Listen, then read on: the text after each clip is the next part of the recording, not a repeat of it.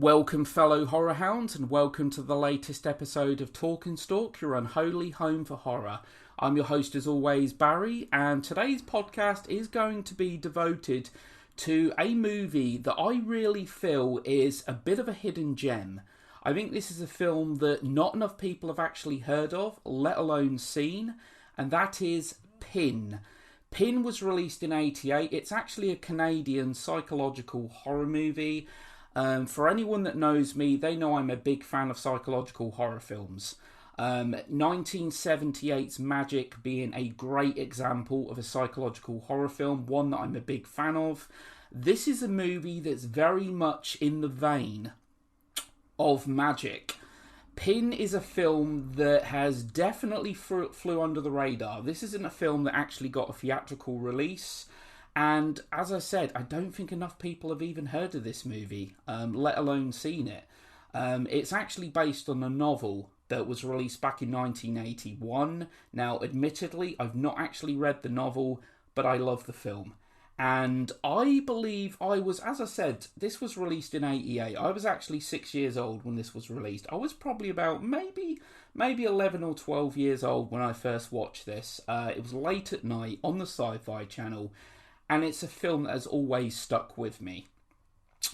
I actually bought it on DVD years ago, and regretfully I sold it, and I actually found it quite hard to get hold of again. But I do actually own it. I've been able to track it down. Unfortunately, it's a very kind of bare bones DVD release. It only comes with a trailer, I believe. I'm really hoping this film does actually get a Blu-ray release at some point. This is definitely a film that warrants more attention.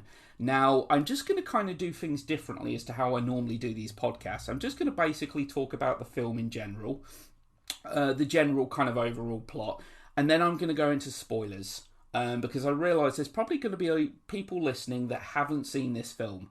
So I will pre-warn when the spoilers are going to start. Pin. This essentially, at its core, is really a movie about loneliness and one's battle with paranoid schizophrenia. This is, as I said, a psychological horror film. This is definitely a film in the '80s. It really kind of stands out from the crowd. The '80s was certainly a decade in which we were getting tons of, supernatural horror films churned out, slasher movies galore. This is so different. This is a contrast to most other films within the time. And really what it is, the two lead actors, David Hewlett, and the actress's name is actually escaping me.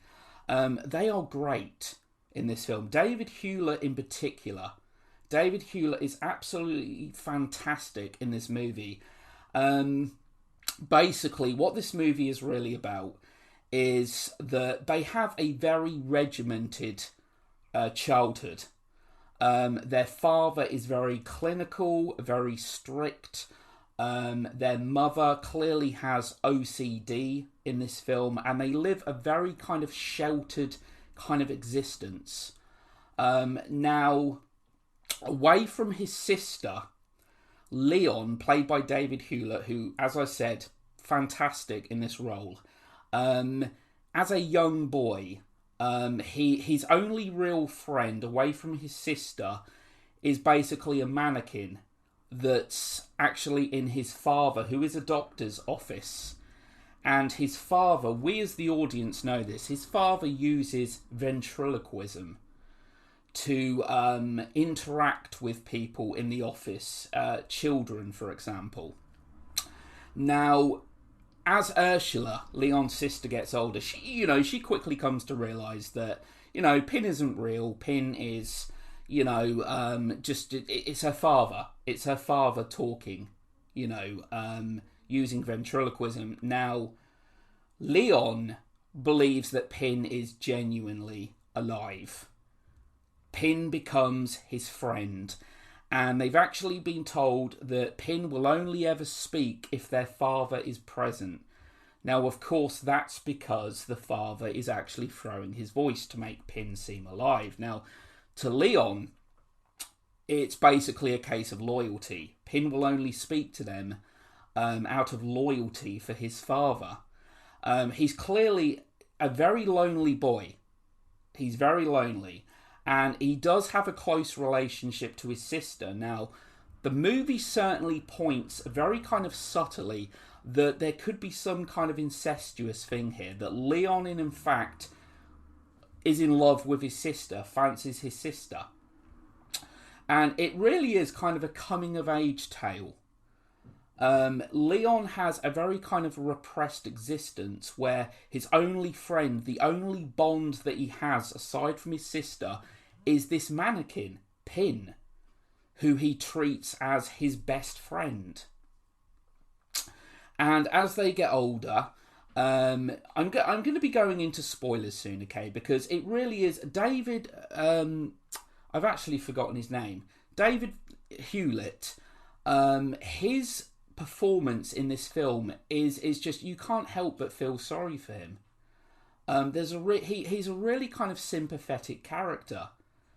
You know, he's clearly an outcast. You know, a social reject, if you will, and you know he clearly has a mental illness.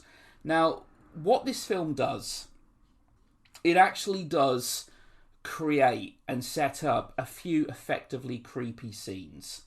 Okay, the character, if you want to call him that, Pin, is creepy. The interactions between Leon and Pin are just creepy. You know, and their parents die, and Leon actually moves Pin into the house with them, which would have never happened while his father was alive. Now, I'm going to go into spoilers now. They move Pin into the house, and it gets to the point where Leon is actually dressing Pin up in his father's clothes. He even puts, it looks to be kind of skin, kind of prosthetic skin, to make Pin look more human-like. And their aunt, their mother's sister, actually comes to live with them, who they really can't stand. And basically, Pin tells Leon that she's actually now ruling the house, and they need to do something. And it basically results in Leon using Pin to give his aunt a heart attack. She has a very weak heart. She's on medication, and it's a really effectively creepy scene, in fact. As I said, it's just kind of the interactions between Leon and Pin. You know, we know that Pin isn't alive, but in Leon's mind, Lynn is every bit alive, every bit real. And just a kind of moment quite early on in the film with their father, when Leon's father comes into the surgery and actually sees Leon standing there having a conversation with Pin. And it's just that kind of moment, that realisation that, you know, what has he done to his son here? You know, he was using ventriloquism and so forth, but all of a sudden his son is believing that Pin is genuinely alive and genuinely real. And they decide to take Pin away, which basically, you know, would completely destroy Leon's world. That's his one and only friend. And, you know, in quite a creepy scene, they're driving late at night, Pin's in the car, and, you know, it's basically a one-way trip. They're going to leave Pin there at a medical society, and they have a car crash. And it's really, again, down to Pin in a kind of, in a way of, you know, the father is actually looking through the rearview mirror. He sees the cover of Pin come off, and he sees Pin, and it's creepy. And he ends up having a car crash. They're running late, so obviously they're speeding. And basically, Leon, after that, salvages Pin and takes him to live in the house with him. Now, needless to say, his sister realises that things aren't right with Leon. That Pin isn't real, and her brother clearly has schizophrenia, paranoid schizophrenia. And it's really the performance of both lead actors, in fact. There's a real kind of warmth to them. Fully believable. The casting is just perfect in this movie. Both characters have a real kind of likability to them. You know, um, Leon isn't some outright villain or anything like that. He's a man that is doing everything he can to keep Pin in his life, his one and only friend. And of course, there's definite echoes of Psycho here, you know, with multiple personality disorder, and as I said, the aforementioned Magic in '78. So yeah, and there's a scene later on in this movie as well that again proves to be pretty creepy, and that's where it's mentioned earlier on in the film when they're children about getting the knee. Their father, from quite a young age, kind of teaches them about you know, sexual urges, etc. And, you know, they're kind of taught about basic anatomy, etc. And Ursula, Leon's sister, really kind of, as she gets older, has the kind of need. You know, she wants to feel love, affection, whereas Leon, his whole world just revolves around Pin. But I guess deep down there's a sense of he wants to be normal. So, because he actually, there's kind of a how do I put it? There's a girl that's quite loose at their school called Marcia, and you know, Leon actually wants to kind of hook up. I'm guessing he wants to experience sex, which, for what I'm going to presume, is going to be the first time, and he invites her around. But then, of course, Pin, the mind of Pin is really stopping him. He hears a noise, he goes to check on Pin, and Pin comes out in a wheelchair and actually chases Marcia around the house. It's a really kind of creepy scene. And then, of course, we see Leon. Leon is obviously controlling Pin, but it's effectively creepy. And what's really... It really is kind of a tragic movie. It really is quite tragic. Leon... You know, Ursula actually gets involved with a guy she really likes. They start dating, and Leon kind of resents it. Because, you know, maybe he's going to lose his sister. Maybe there's a sense of jealousy there. Because there is actually a poem. Leon actually partakes in poetry. And there's actually a poem that he actually reads out to Ursula and her new boyfriend. And it's really about... The poem is about somebody who's contemplating rape for the first time. But they're actually contemplating raping their sister. This, needless to say, gets kind of alarm bells ringing for Ursula and her boyfriend. And there's just a little moment actually that I really kind of feel bad for Leon, because he reads the poetry and you can tell he's really happy that somebody other than his sister is actually kind of accepting for him. Her new boyfriend seems to, you know, like the poetry, if you will. And he goes upstairs and he's speaking to Pin, and he feels happy. There's a glow in him. But then all of a sudden, as he goes downstairs, he hears her boyfriend talking that Leon needs help. That Leon's crazy. He needs psychiatric help. And just that moment that really kind of hits Leon. As I said, this is a movie that really kind of stands out from the crowd. Okay, this movie manages to be quite heartfelt, but creepy at the same time. And I've always found, you know, be it paranoid schizophrenia, identity dissociative disorder, to be very creepy themes, actually. Pretty disturbing themes when used in horror. And, you know, right from a young boy, okay, you know, getting back to their upbringing, as I said, a very kind of regimented upbringing. As a young boy, you know, there's a scene where his mother says, look, I don't want you hanging about with that boy, he looks dirty.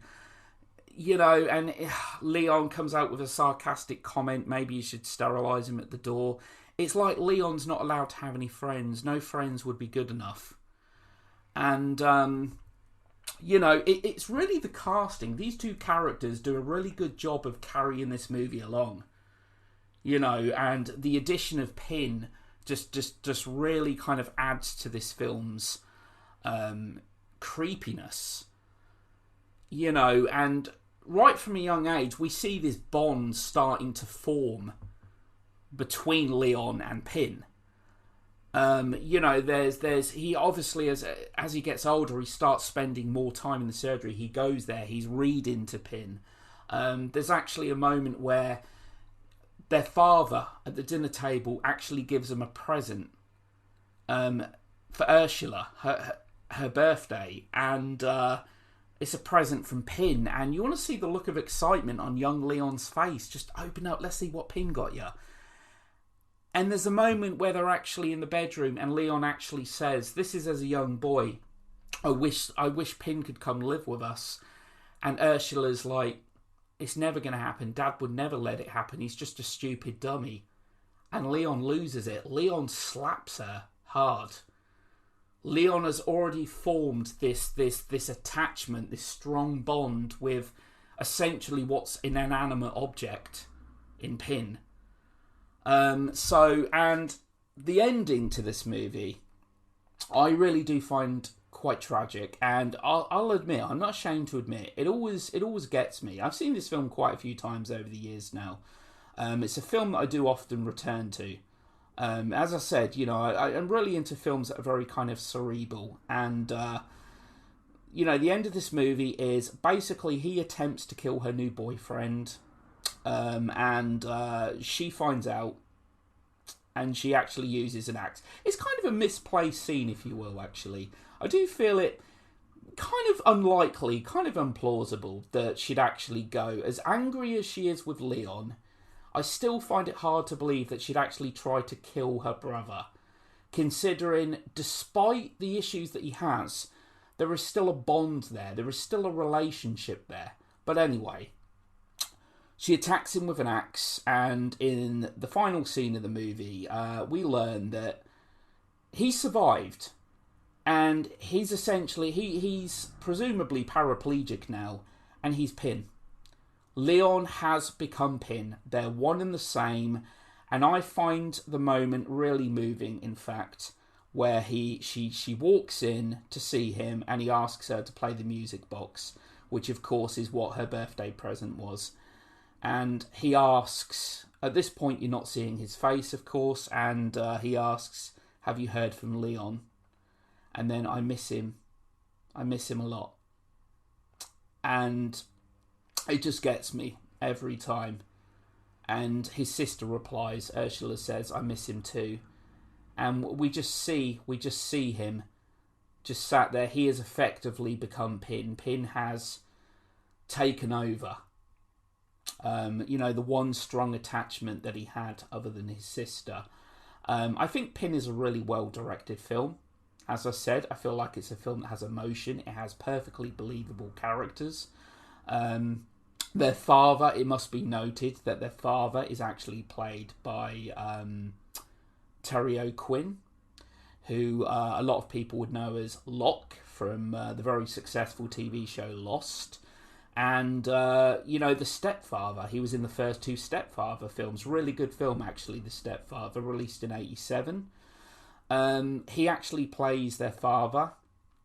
And, there's a scene, again, the film effectively starts off in the present, and then it goes to the past, and Ursula is actually sleeping with a guy in the car, and you see that protective side of Leon, who is really laying into this guy, very protective of his sister. There is a bond there. There is a commitment there.